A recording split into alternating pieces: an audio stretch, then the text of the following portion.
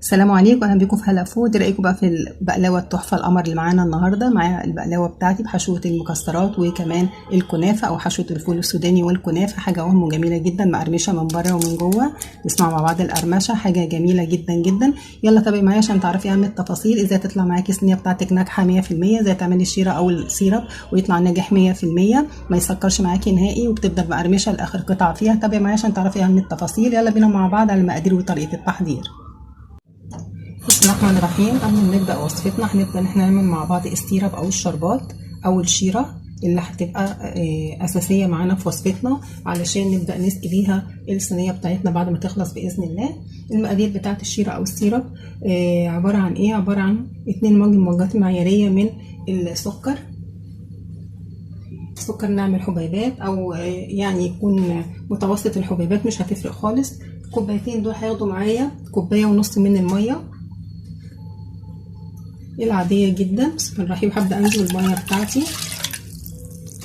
في البول في الكسرونه بتاعتي، وكمان هنزل عليها بكميه السكر. 2 كوبايتين من السكر مع عليهم 1.5 كوبايه من الميه العاديه جدا. تمام. وهبدا اقلب المقادير بتاعتي بمعلقه خشب او بسباتولا سيليكون. بسم الله الرحمن. هبدا اقلب كده بالراحه، والنار بتاعتي بتكون متوسطه. وعلى فكره مش ضروري ان السكر بتاعي يدوب نهائي، مجرد ان انا بحاول كده اخليه فكك من بعضه، ما يبقاش متكتل على بعضه، واسمح له ان هو يتغلغل مع الميه. وبفعل طبعا السخونه بتاعه البوتاجاز هيبدا ان هو يسيح كده لغايه ما يدوب تماما مع الميه. وكمان معايا اضافات مهمه جدا علشان ينجح السيرب بتاعي او الشيره او القطر وما يسكرش معايا. هضيف عصره نص ليمونه تكون في حدود معلقه من المعياريه من عصير الليمون.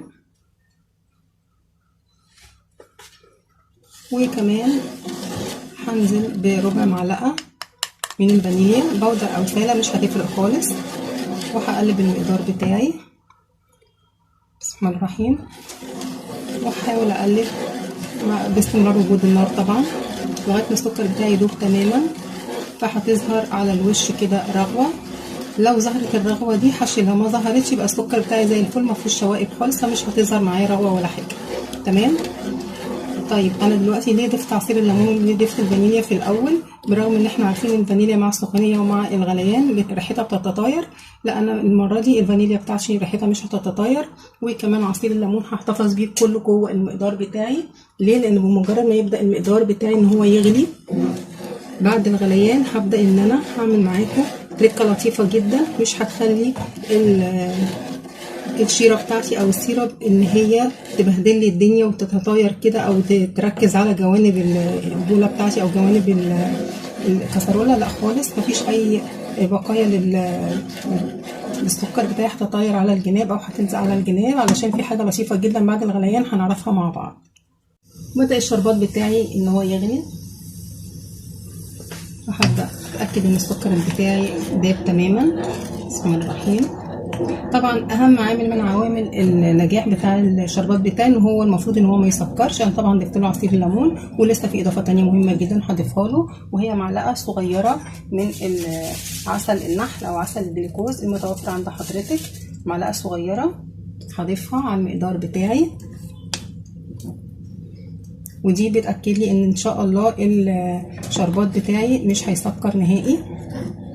وبرده بتاكد ان المقدار بتاعي كله داب وبدا ان هو فعلا بالفعل بدا يغلي. فهبدا اعمل حاجه لطيفه جدا، هغطي المقدار بتاعي علشان مع الغليان لو كثفت بقايا من السكر على جناب الكسرونه بتاعتي، بفعل البخار اللي بيكون خارج من الغليان هيكثفها تاني وهيدوبها وهيخليها تنزل تاني من الجناب، ومش هيكون عندي اي بقايا للسكر على الجناب. هسيب الموضوع ده الغليان هيستمر معايا من 8 ل 10 دقايق. يعني من بعد الغليان هسيب الكسرونه بتاعتي على عين البوتاجاز المتوسطه وهي متغطيه من 8 ل 10 دقايق، علشان يكون معايا الشربات بتاعي شربات تقيل، علشان عشان انا محتاجه ان الشربات ده يكون تقيل معايا، لان احنا عارفين الشربات للحلويات الشرقيه المفروض ان هو يكون تقيل. هسيبه يبرد تماما، بعد ما يبرد هبدا ان انا استخدمه على الصينيه بتاعتي.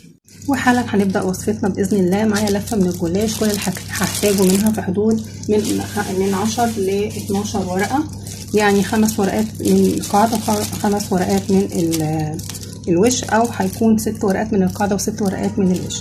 تمام. هبدا اخد بقى كميه من الدهون اللي عندي في حدود كوبايه من الكوبايات المعياريه من الزبده على زيت على سمنه. الزيت هيكون في حدود ربع كوبايه، والزبده على سمنه هتكون في حدود 3/4 كوبايه. هاخد منهم على قد اللي انا محتاجاه، واللي هيزيد مش هيخسر معايا خالص، هحتاجه في وصفات تانية. تمام. مقاس الصينيه بتاعتي مقاس 24، معاكي من 24 ل 26 سنتي مقاس الصينيه. بقيس القطر بتاعها بالمسطره او المنظوره، بعرف المقاس بالظبط. تمام. وكمان معايا في حدود 200 جرام من الكنافه اللي بكون جايباها وحطاها في الفريزر علشان تجمد، وبعد ما بتجمد ببدا ان انا اكسرها او افتتها بالشكل ده، بتبقى ناعمه معايا بالشكل ده. تمام. ومعايا كميه من المكسرات او الفول السوداني او خليط من الفول السوداني مع المكسرات. احنا طبعا بنراعي الحاله الاقتصاديه، متوفر عند حضرتك استخدميه. عليها معلقه من الشيره او الشربات التقيل اللي احنا عملناه سوا، وكمان رشه من الفانيليا. وكمان هاخد عليها معلقه من الخليط بتاع الدهون اللي معايا علشان تتماسك المكسرات مع بعض، ما تبقاش مفرفته لما اقطع الصينيه بتاعتي. تمام. وهبدا اقلب الحشوه بالشكل ده. ومعايا كمان في الحشوه بحط رشه بسيطه جدا من الفانيليا. وهبدا اخد بقى الصينيه بتاعتي وهنزل عليها بمعلقتين من الخليط بتاع الدهون بتاعي. المتوفر عندك استخدميه، ما عندكيش غير سمن نباتي استخدمي، ما عندكيش غير سمن نباتي مع زيت استخدمي. يعني مش بنقف عند حاجه خالص، بنراعي الحاله الاقتصاديه، بنحاول ان احنا ندبر ونوفر في الوصفات. تمام. بعد ما نخلص الوصفه بتاعتنا هتلاقوها جميله جدا، وفرت على نفسك مبالغ كبيره جدا لو اشتريتيها جاهزه من عند الحلواني. بسم الله الرحمن الرحيم. هاخد ورقتين من الجلاش. طبعا الجلاش ده من الجلاش الجاهز اللي بيكون بيتباع في باكيتات. طبعا عندك الجلاش اللي بتشتريه من عند الكنافاني هيبقى تحفه جدا وجميل جدا. هبدا اخد بقى ورقه الجلاش بتاعتي او الورقتين. بسم الله الرحمن الرحيم. هوسع على نفسي.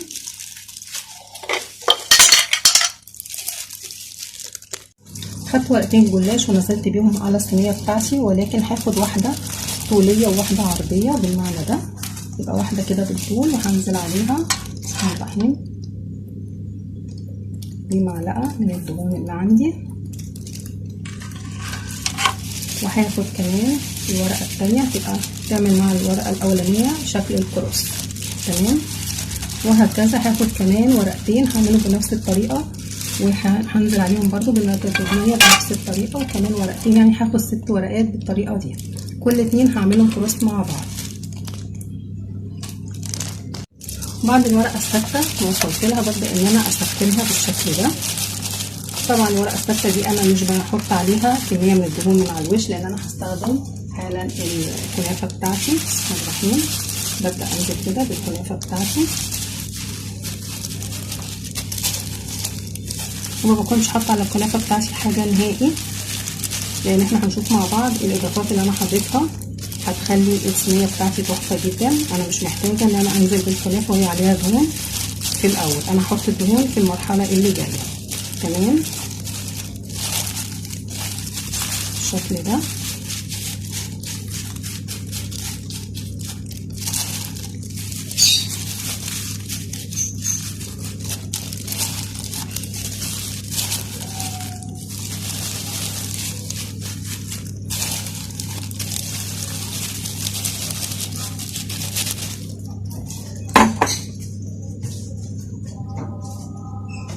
هبدأ انزل بكمية الدهون بتاعتي.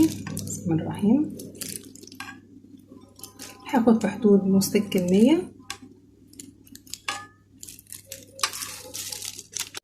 بعد ما خلصت كمية الدهون بتاعتي ونزلت بيها على الكنافة، ببدأ ان انا اخد كمان معلقتين من القطر او الشيرة اللي انا عملته، وبرضو بنزل بيه على الكنافة عشان اضمن ان الكنافة بتاعتي كلها تكون متماسكة، وكمان تلون معايا بسرعة، بالرغم ان هي موجودة فوق طبقة الجلاش. تمام، فوق الطبقة الأولى من الجلاش. هبدأ بقى أنزل على الكنافة بتاعتي بالحشو. أي مكسرات متوفرة عند حضرتك، وعلى فكرة الفول السوداني بيبقى تحفة جدا لو استخدمته، بيبقى جميل جدا، أو خليط من المكسرات العادية مع الفول السوداني بتبقى جميلة جدا. هبدأ أنزل بالشكل ده. حابة ان انت تضيفي رشة من القرفة، تمام. حابة ان انت تضيفي معلقتين جوز هند، تمام زي الفل. كل الاختيارات متاحة. وهبدأ بقى أوزع الحشوة بتاعتي كويس جدا. حطيت كمية من الدهون مع كمية بسيطة من الشربات اللي احنا عملناه مع بعض، علشان كل الحشوة تكون متماسكة، مفيش اي حاجة تفرط مني. هوزعها كويس جدا. وهبدأ انزل برضو بكمية الجلاش اللي فاضلة معايا بنفس الكيفية، ولكن هنشوف مع بعض في تركة مهمة جدا هنعرفها سوا. هبدأ بقى بعد الحشوة هجمع الأطراف بتاعة الجلاش بتاعتي، علشان أضمن ان الكنافة والحشو ما يخرجوش بره المكان بتاعتي. وكل مرة بتني فيها ورق الجلاش ببدأ أنزل بمعلقة من الدهون علشان تكون الصينية بتاعتي مورقة، وهكذا لغاية ما اخلص الكمية بتاعتي. وهنزل بعد كده بعد ما تنيت الأطراف كلها هبدأ أنزل بورق الجلاش اللي أنا سبته، قلنا عليه نص الكمية هتبقى من فوق، نص الكمية هتبقى من أسفل. وعلى فكرة الجلاش وأنا بشتغل فيه طبعا بكون مغطياه بفوطة مطبخ نضيفة، لأن هو سهل جدا إن هو ينشف معايا ويتكسر. هبدأ برضو أعمل كروستات كده علشان يكون الوش بتاعي متساوي، وهكذا واحدة طول واحدة عرض لغاية ما اخلص الكمية بتاعتي. وابدأ ادهن الاطراف بتاعتي دي برضو خليط المواد الدهنية اللي معايا، علشان هبدأ ان انا اتني الاطراف وادخلها جوه الصينية. تمام بالشكل ده. هعمل طرف مع حضراتكم والباقي هعمله ان شاء الله علشان ما اطولش عليكم الفيديو. هبدأ اخد الاطراف بالشكل ده هدهنها وانزل بيها كده، وهكذا بالطريقة دي هكمل الصينية كلها. بعد ما سكنت الاطراف بتاعت الصينية بتاعتي كلها بالشكل ده بقت معايا زي الفل، هبدأ ان انا اقطعها بسكينة تكون حامية، سكينة عادية خالص ما تكونش مشرشرة، يعني سكينة مش منشار. هبدأ اقطعها كروس، وبعدين هاخد كل ربع هقطعه يا على 2 يا على 3 طبعا ما حضرتك تحب. وبعدين هبدأ بقى ان انا انزل بالصينية بتاعتي او ادخل بالصينية بتاعتي في الفرن يكون سابق التسخين، مسخنة على 180 درجة، وهبدأ ان انا اخبزها على الرف الوسطاني. وبعد ما تخرج من الفرن هنشوف مع بعض ازاي هسقيها بالشربات اللي احنا عملناه سوا مع بعض خطوة بخطوة، بشرط يكون الشربات بتاعي يكون بارد بدرجة حرارة المطبخ، والصينية بتاعتي تكون لسه خارجة من الفرن سخنة. طبعا بقيه المواد الدهنيه انا حطيتها على الوش زي ما حضرتك شايفه علشان تلون معايا وتاخد لون ذهبي جميل جدا، وكمان الكنافه من جوه تكون مقرمشه وبرده هتاخد لون ذهبي جميل جدا. ولو لقيتي الصينيه بتاعتك مش عارفه تسكنيها كويس بتبداي تاخدي معلقه وتسكني الاطراف بالشكل ده عشان تكون كلها متساويه. وطبعا قطعتها كروست وكل ربع قطعته على 2 أو 3 طبعا الرغبه. وهبدا ان انا اخبزها في فرن سابق التسخين على 180 درجه في الرف الوسطاني، وبعد ما تحمر معايا وتلون هنشوفها مع بعض باذن الله في الشكل النهائي. وحابه اقول ان ضروري جدا احط على الوش قبل الخبز باقي المواد الدهنيه عشان تحمر معايا وتقرمش. واثناء الخبز بحاول ان انا اقلب الصينيه بتاعتي او ادورها بمعنى اصح، اللي جوه بخليه بره واللي بره بخليه جوه كل 10 دقايق لغايه ما بوصل للون الذهبي الجميل التحفه ده. وبعدين بخرجها وبسقيها وهي سخنه بالشراب البارد. بعد ما خرجت الصينيه بتاعتي من الفرن وخدت اللون الذهبي التحفه جدا هبدا انزل عليها بالسيرب او الشيره التقيله اللي عملناها سوا مع بعض، وبتكون بارده تماما درجه حراره المطبخ. والجلاش معايا بالكنافه بيكون سخن لسه خارج حالا. سامعين الصوت التحفه الجميل. هبدأ كده اسقيها، وبعد ما اسقيها هسيبها تبرد تماما، وبعدين نبدأ نقطعها ونشوف شكلها التحفة مع بعض. وبألف هنا. ايه رأيكم بقى في البقلاوة القمر التحفة اللي معايا بحشوة المكسرات او الفول السوداني مع الكنافة؟ حاجة وهم وجميلة جدا جدا، مقرمشة من بره ومن جوه، نسمع صوت القرمشة ما شاء الله. جميله جدا جدا. يا رب يكون الفيديو بتاعي عجبكم، وضحت لكم كل حاجه موجوده في الفيديو باذن الله. بس لو عجبك الفيديو بتاعي ما تنسيش تعملي لايك وكمان شير عشان الكل يستفيد. ولو عجبك الفيديو بتاعي ما كنتيش مشتركه معايا في القناه، اعملي سبسكرايب ونوريني في القناه عشان يوصلك مني كل جديد اول باول. وما تنسيش تقولي انت بتتابعيني من اي بلد، وما تنسينيش في الكومنتات اللطيفه. دمتم في رعايه الله، والسلام عليكم ورحمه الله.